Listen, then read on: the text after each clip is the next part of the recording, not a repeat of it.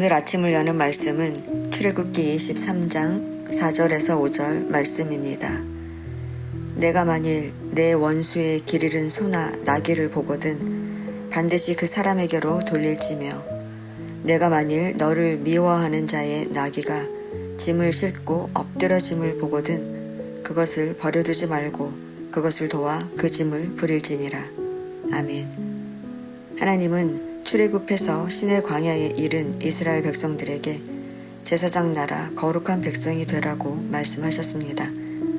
이 말은 이스라엘 백성들에게 구별된 하나님의 자녀로 살라는 것입니다. 그런데 애굽에서 살았던 그들에게는 강자가 약자를 지배하는 삶이 너무나도 익숙했습니다. 하나님은 그런 이스라엘 백성들에게 여러 가지 법규를 말씀해 주셨습니다. 본문 23장은 공평에 관한 이야기입니다. 말씀을 통해 우리가 어떻게 거룩한 백성으로 살아갈 수 있는지 살펴보도록 하겠습니다. 성도 여러분, 공평이란 무엇입니까? 어느 한쪽에 치우침 없이 바른 것입니다. 어떻게 해야 이스라엘 백성들이 악에 치우치지 않는 거룩한 백성으로 살 수 있을까요? 자기 이익만을 위해 살지 않으면 됩니다. 어떻게 우리가 자기 이익을 생각하지 않고 살 수 있을까요? 첫째는 나의 이익을 위해 거짓말을 하거나 악인과 연합하여 위증하는 증인이 되지 말아야 합니다. 하나님께서는 십계명을 통해 내 이웃에 대해 거짓 증거하지 말라고 말씀하셨는데 그들은 자기에게 이익이 된다면 고의적인 거짓말도 서슴지 않았습니다. 나로 인해 억울한 피해자가 생기든 말든 상관없이 나에게 이득이 된다면 죄인의 편에 들기도 했습니다. 그러나 이렇게 나의 이익을 위해 거짓 증언을 하는 것은 하나님의 말씀에 불순종하는 것뿐 아니라 악을 행하는 것입니다. 우리가 하나님의 거룩한 백성이라면 자신의 이익을 위해 거짓 증언을 하거나 죄인의 편에 서지 말아야 합니다. 둘째, 나의 이익을 위해 다수를 따라 악을 행하거나 부당한 증언을 하지 않는 것입니다. 성도 여러분, 우리는 공동체에서 살아남기 위해 다수의 의견을 따라 행동합니다.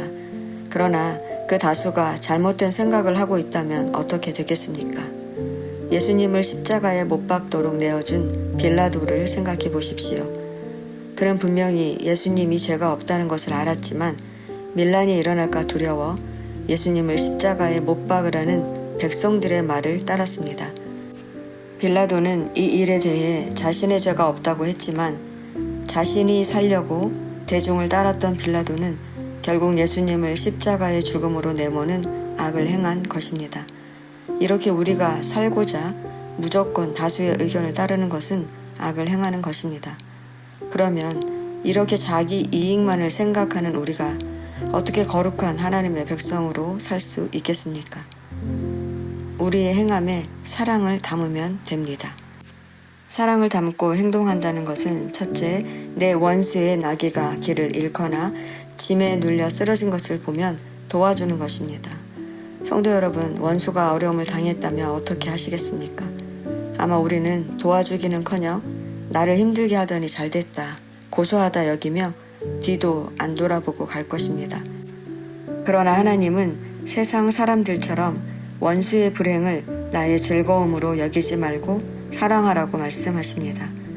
아무리 원수라 할지라도 어려운 상황을 만나거든 적극적으로 도와주며 먼저 사랑의 손을 내밀라고 말씀하십니다. 둘째, 정의롭게 재판하라는 것입니다. 성도 여러분, 재판은 사람을 죽이는 데 목적이 있는 것이 아니라 살리는 데 그 목적이 있습니다.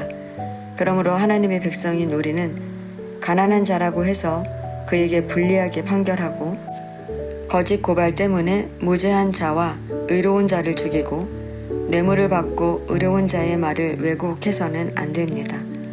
어떤 사람이든 하나님이 그를 사랑한다는 사실을 기억하고 한 사람 한 사람을 소중히 여기며 살아야 하는 것입니다.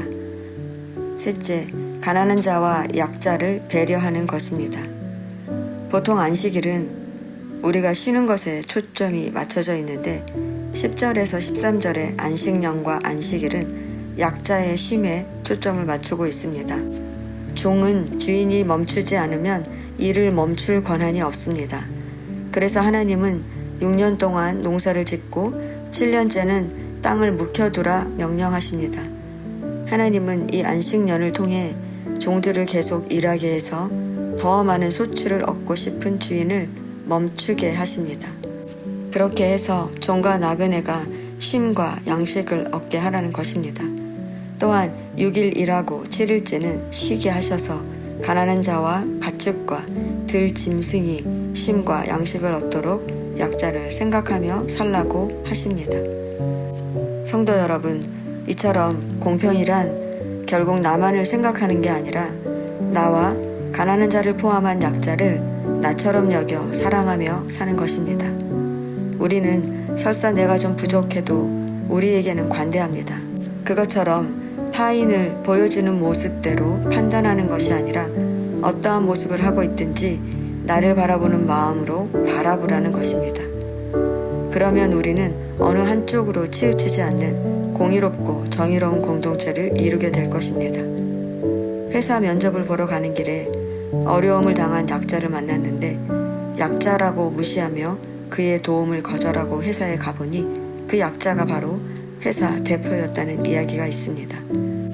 우리는 하나님의 백성이라고 하면서도 아직도 이렇게 나에게 이익이 되느냐를 먼저 계산하는 세상 사람들처럼 살아가고 있습니다.